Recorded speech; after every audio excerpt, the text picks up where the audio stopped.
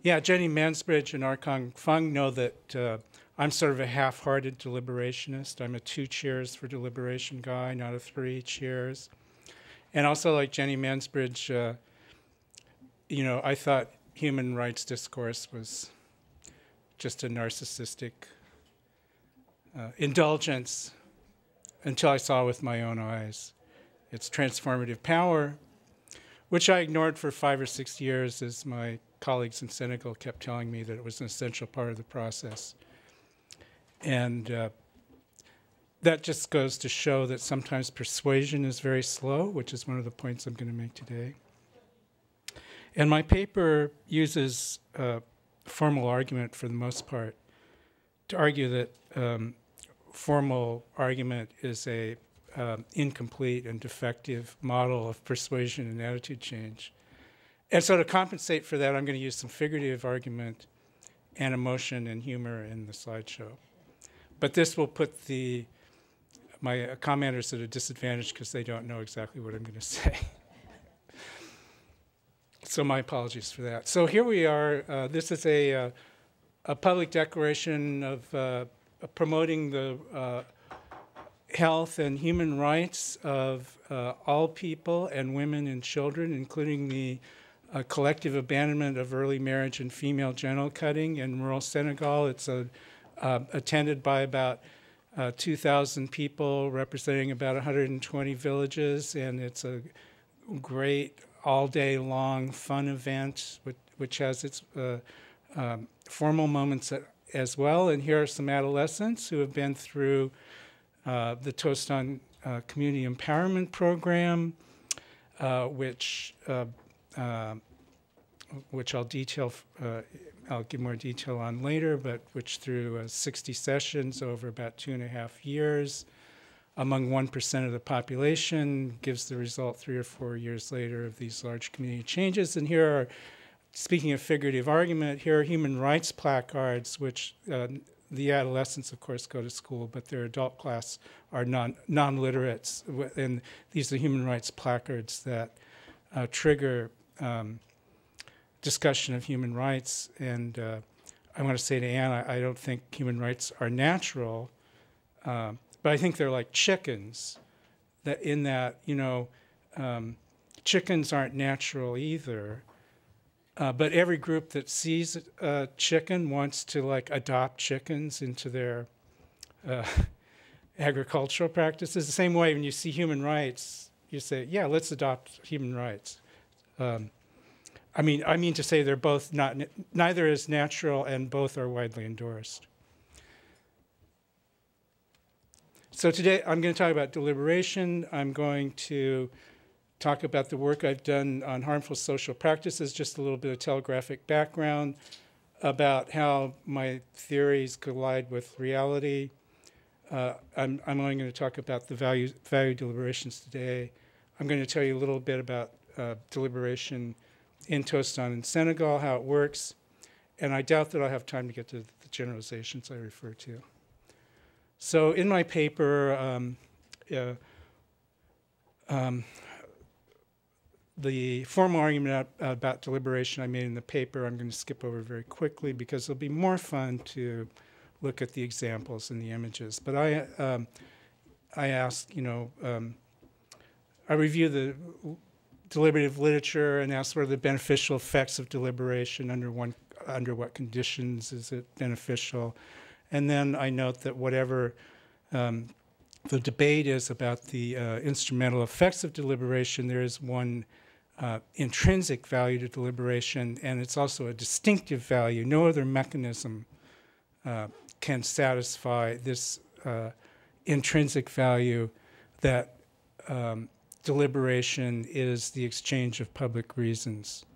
The exchange of public reasons in the political setting, not in all deliberative settings, but in the political political setting where authoritative commands are issued, we're all entitled to hear reasons about why we should be potentially coerced to do something. And then I say that deliberation, I think, rather unthinkingly, was modeled as formal argumentation originally. And in response, subaltern challenge arose. Various excluded groups or people on their behalf noted that perhaps the capacity for formal argument is not randomly distributed in the population. I'll put it in that light way. And then and believe me, I was Mr. Rational. I had a hard time accepting that argument, especially when they say white male. They say, what, who are you talking about? We're talking about you. So, and then I add the empirical challenge. I say, well, and formal argumentation is just not, is not an adequate model of deliberation and legitimate persuasion and attitude change. That's from early 20th century philosophy. Cognitive science has come a long way. People do not think and make decisions in the way that the logic and language paradigm says we do. This is not to advocate irrationality or impulsivity or any bad thing like that. But what I do claim in the paper is that unless we have a better empirical understanding of deliberation, then we can't succeed at descriptive and prescriptive commentary on public deliberation. So I say that the way formal argumentation was sold is as a regulative model. The closer you get to it, the better. And I say, no, it's not a regulative ideal. It's a defectively incomplete model. Oh, yeah, so here I say we need a more empirical model. Figurative argument, accurate emotion. It's best modeled by connectionist schemata. I can't explain that here and now. But deliberation is not formal argumentation, but it's the reciprocal exchange of reasons. And formal argumentation is only one non-privileged aspect of it.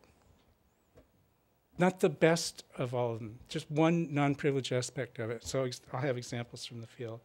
So now I'm going to give you a very telegraphic portrayal of my early work. Just as a course paper, course exercise in graduate school, I wrote a paper using historical sociology and simple game theory to compare the practices of foot binding and female genital cutting. That's how this all started. I'm like a political philosopher. I went to graduate school so I wouldn't have to do things in the real world. And so I noted these parallels between the practices. Each is painful and dangerous. Foot binding lasted 1,000 years. Female genital cutting has been around for 2,300 years, according to best documentation. Foot binding ended in one generation, and so I said, well, female genital cutting could end in one generation too. There's foot binding. And female genital cutting affects about 100 million women. There's a distribution map, mostly in Sudanic Africa. Parallels. Each is widespread. Each is nearly universal within the intermarrying group. Each is persistent across generations. Each is practiced even by those who oppose it. Each in its origins was intended to encourage chastity and fidelity. Each is found in proximity to ancient, highly stratified empires. And each is linked to the marriageability of the girl. And I was able to use these stylized assumptions then to infer that this is a high-low coordination game, for those of you who know that lingo. High-low coordination game being that there are two possible coordination equilibria, one which is better than another one, and people are stuck in the worst one of everybody foot binding or everybody doing female genital cutting. And most of the previous policy work on female genital cutting had been done on the public health model, which is you eradicate it like you get rid of mosquitoes. But this is first of all, it's not an individual level problem. It's a result of reciprocal expectations in the community. I expect that you will want your children to marry cut girls, and you expect mine. And if I change, I just ruined my daughter's future. It's a choice of lesser evil. There's no culpability among for those who make this choice. They have to. They would be even,